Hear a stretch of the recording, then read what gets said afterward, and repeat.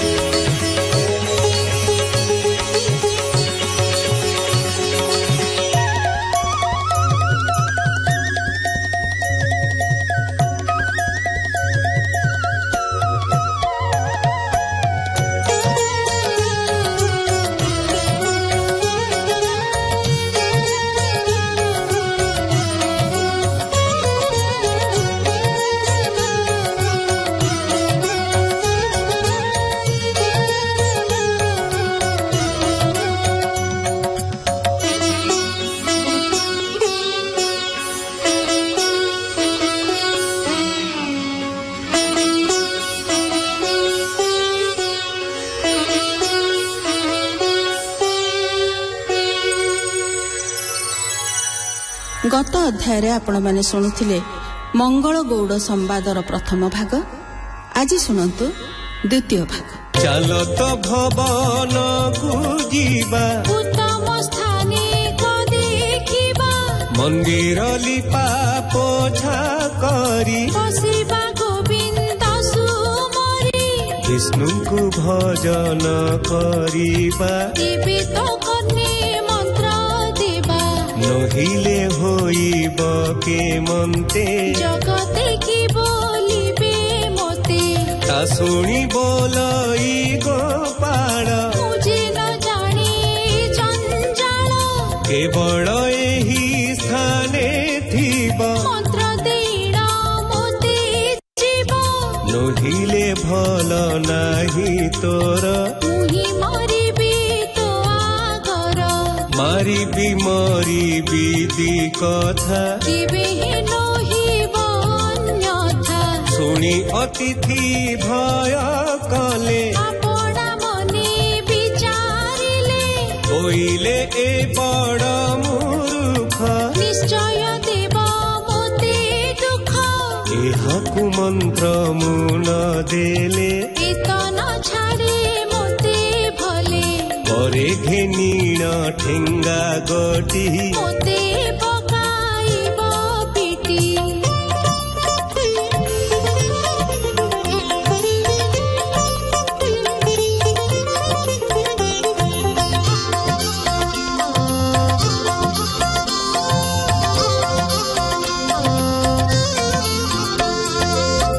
एमंत भाभी अति धीरे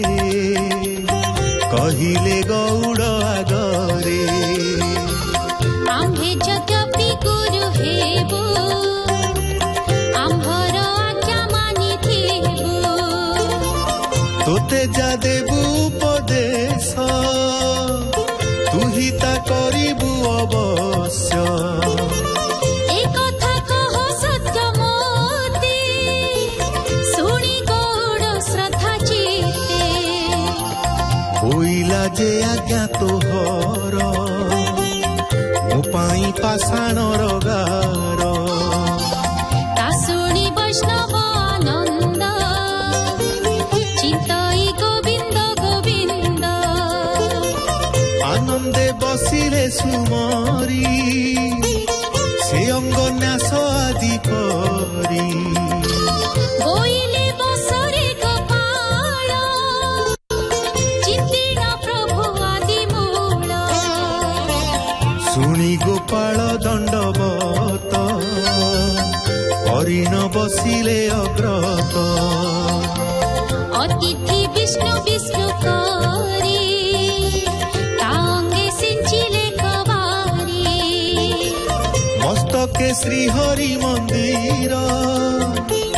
तिलक देले शोभावर बाहु जुगल हृदगते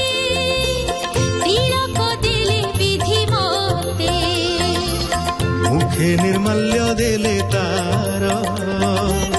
पसाई तृणर उपर कर्णे कहिले महामंत्र बोइले हेलु तु पवित्र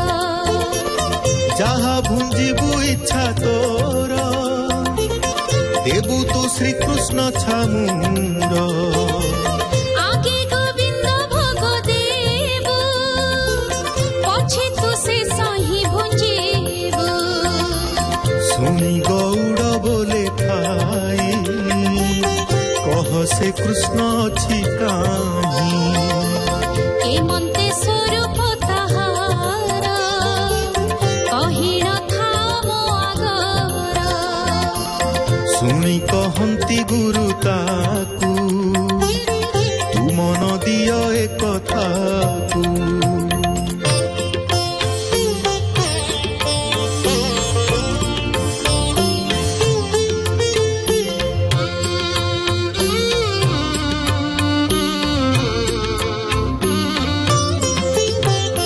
সকল ঘটে বাস তার পুরিছি সংসার যাকর যহি খোঁজিলে তহি ଅଛି অপূর্ব রূপ শ্রী শ্রীবতী নীরজি মুত কণে বর রাজীব লোচন সুন্দর পূর্ণিমা চন্দ্র তার মুখ দেখিলে ছাড়ি জীব দুঃখ বিম্ব বিদ্রুম রঙ্গা ধর পিতব সনঙ্গে তার হেম কিঙ্কিণী কটি মাঝে চরণে নূপুর বিরাজে হেমন্ত রূপ করি ধ্যান নিত্য তু দেউথিব হেমন্ত বলিল কহিলে শিখির ঘেনি চলি গলে গৌড় দণ্ডবত করি রহিলা গোধন আবরি শুণ হে সুমন সুচিতে পৃথি তারু কথা যেতে সে কথা কহু অছি এবে কেবল শুণ শ্রদ্ধা ভাবে পত্নী তা স্বামীর নিমন্তে অন্ন ব্যঞ্জন ধরি হস্তে আনি তা পতি হস্তে দেলা নিজ ভুবনে চলি গলা গোপাল অন্ন ধরি করে বসিলা বনস্থ ভিতরে উত্তম স্থান কোটি জানি নির্মল কলা সিঞ্চি পানি গোময়ে পরিষ্কার কলা অর্ণକୁ সেখারে রখিলা ତୁଳସୀ ଦଳ ତହି ଭରି ମନରେ କୃଷ୍ଣଙ୍କୁ ସୁମରି ବୋଇଲା ଆସ ଗୋପୀନାଥ ବସି ଭୁଞ୍ଜିବ ପରା ଭାତ ଶ୍ରୀ ଗୁରୁ କହିଗଲେ ମୋତେ ତୁମ୍ଭଙ୍କୁ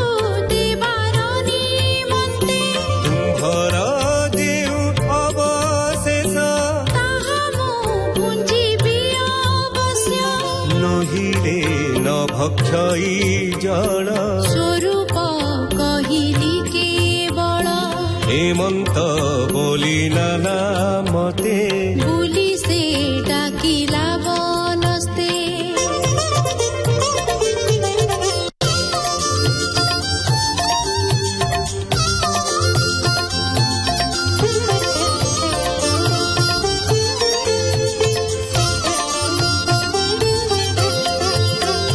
ଯହୁଁ ସେ କୃଷ୍ଣଙ୍କୁ ନ ଦେଖି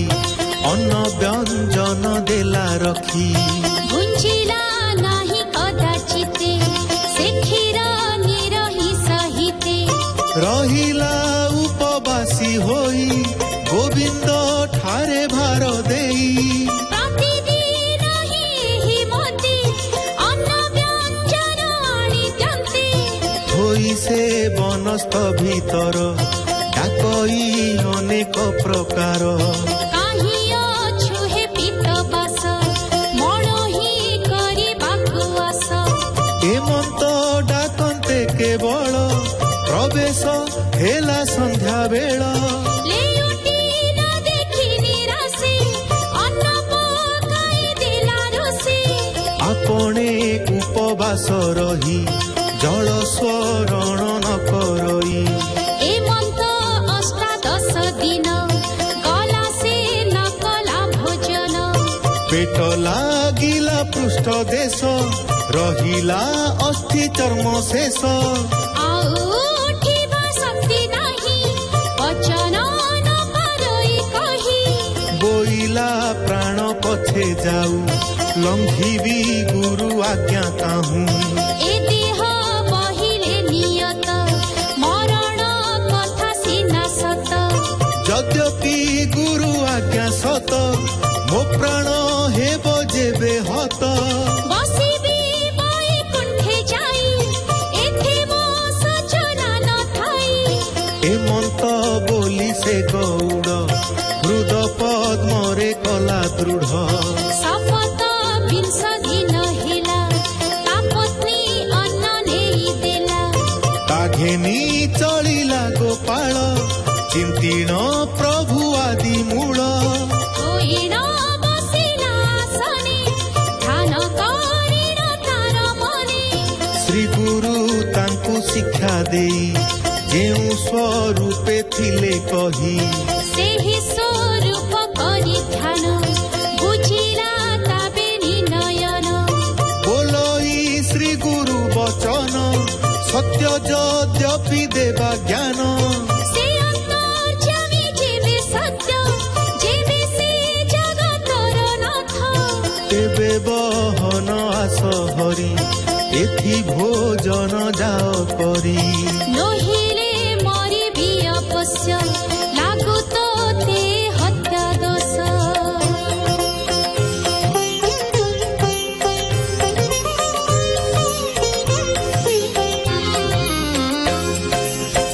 হেমন্ত বিচারি সে মনে ରହିଲା ଚାହିଁ ଏକ ଧ୍ୟାନେ ବ୍ରହ୍ମାଦି ଦେବଙ୍କୁ ଦୁର୍ଲଭ ମୁନିମାନଙ୍କୁ ଯେ ଅଲଭ୍ୟ ତାହା ପାଇଲା ସେ ଗୌଡ଼ ଫିଟିଲା ଭବ ବନ୍ଧ ଗୋଡ଼ ଅଙ୍ଗେ ତା ପ୍ରକାଶିଲା ବଡ଼ ପଡ଼ିଲା ପାଦ ପଦ୍ମ ତଳ ଉଠିଲା କରେ ଶିର ଦେଇ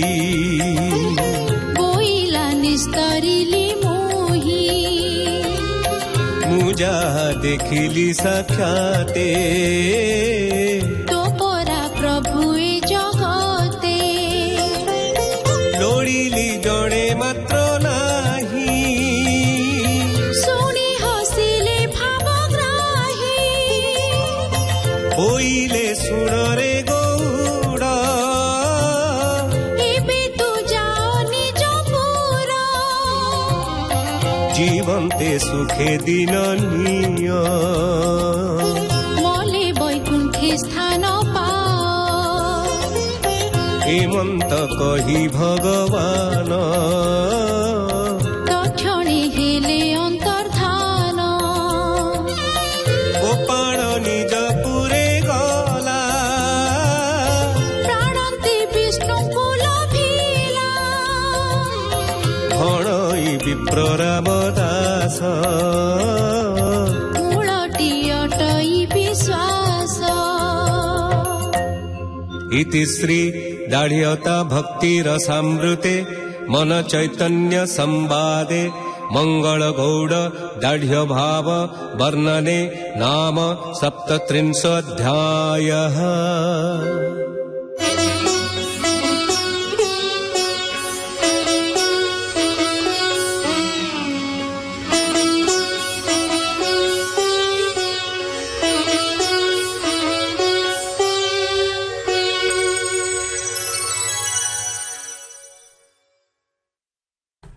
ଶୁଣୁଥିଲେ